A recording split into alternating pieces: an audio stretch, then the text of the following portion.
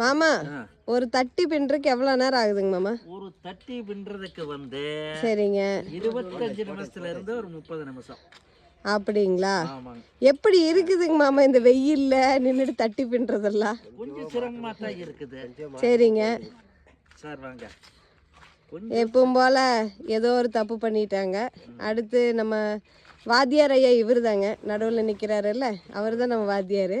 அவர் எப்படி சொல்கிறாரோ அதை இவங்க 2 பேரும் ஃபாலோ பண்ணிகிட்டு இருக்கிறாங்க. என்னங்கப்பா கரெக்ட் பண்ணிட்டீங்களா? பண்ணுது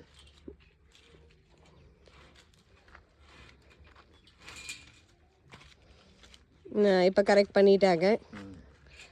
மொத்தம் எத்தனை தட்டி இருக்குதுங்க நம்மக்கிட்ட? 110 தட்டி. ஒரு தட்டி பின்றதுக்கு அரை மணி நேரம் ஆகுதுங்க. ஆரம்பத்தில் 40 நிமிஷம் ஆகுதுன்னு சொன்னீங்க. இப்போ வந்து குறைஞ்சி 30 நிமிஷம் ஆயிருக்குது. 10 நிமிஷம் கம்மி பண்ணிட்டா. சரிங்க. ஸ்பீட் அதிகமாயிருச்சு. சரிங்க ரைட்டு. ஸோ இத்தனை தட்டி வந்து இன்னும் நம்மக்கிட்ட பாக்கி இருக்குதுங்க. இத்தனை தட்டி எல்லாரும் சேர்ந்து பின்னி இருக்கிறாங்க. மொத்தம் எத்தனை தட்டி பின்னி முடிச்சிருக்கிறோங்க? இப்போ பார்த்தா ஒரு 65 தட்டி முடிச்சிட்டோம். ஸோ இன்னும் வந்து எத்தனை பாக்கி இருக்குதுங்க? 4 நாள் ஆயிருக்குது.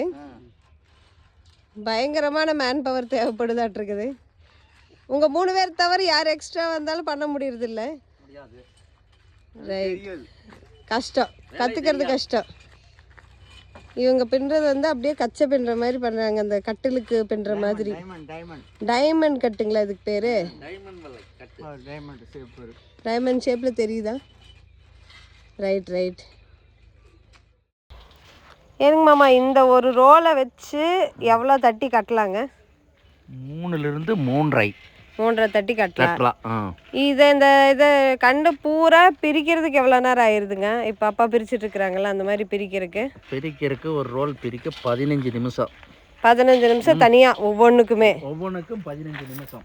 சரிங்க. பிரித்து வைக்கிறதுனால நம்ம வேகமாக அடுத்தடுத்து பண்ணிட்டு போயிடலாம். இந்த மாதிரி பிரிச்சுருக்குதுங்க.